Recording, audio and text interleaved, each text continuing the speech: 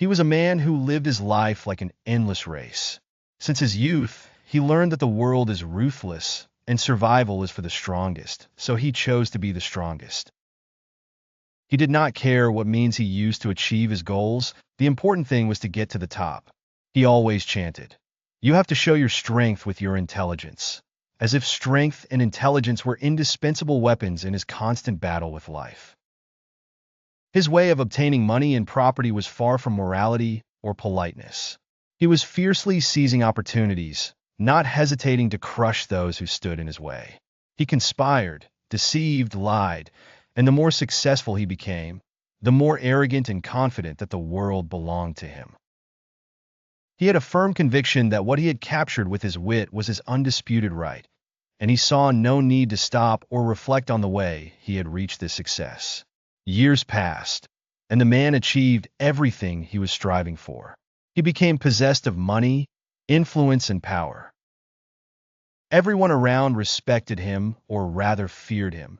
But over time, having settled on his highest peak, questions began to creep into his mind. One day he sat in his luxurious mansion, looking at what he had achieved. Everything seemed perfect: wealth, possessions, relationships. But deep down, there was a strange feeling, a feeling he had never known before.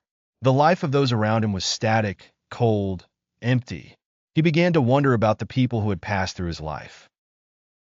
Where are they now? He had a lot of friends in the past, but with each new success, they disappeared one by one. Was the success worth losing them? Did his possession of everything mean that he lost something else? Remember the relationships he broke, the promises he broke, the sacrifices he made, not from himself, but from others.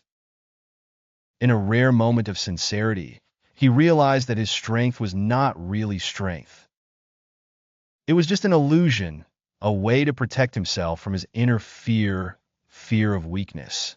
All this intelligence that he boasted only brought him isolation, made those around him fear him instead of respecting him. It seemed to him now that the life he had lived, which had once been full of challenges and excitement, had suddenly become empty, devoid of true meaning. He tried to communicate with some of the people he lost during his years of ascent. Some refused to return, others were already on their way. He knew that to restore the relationships he had ruined needed something more than money or power.